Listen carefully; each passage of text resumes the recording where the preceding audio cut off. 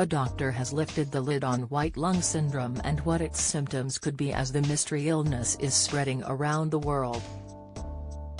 In China, images have been shared of individuals hooked up to 4 lines in hospitals with cases of the condition also having been reported in Europe and the US.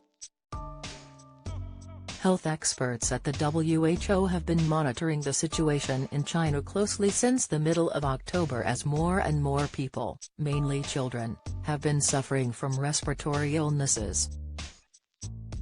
And according to China, white lung syndrome is not new, but is rather a combination of different winter illnesses, the Mirror reports.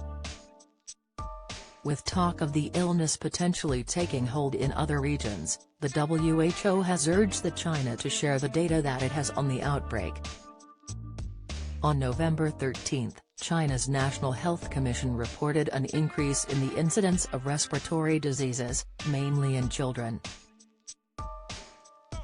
But Dr. Frank McGeorge, a specialist in emergency medicine in the United States, has now played down the fears of a fresh pandemic and put it down to hype.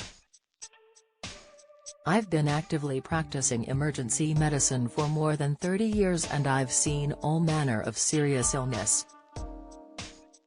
I have never heard of white lung syndrome," he said, but went on to explain why the term is being used. The pro explained that lung sacs usually are filled with air, so they appear dark. But when there is liquid inside, they'll show up white in an X-ray.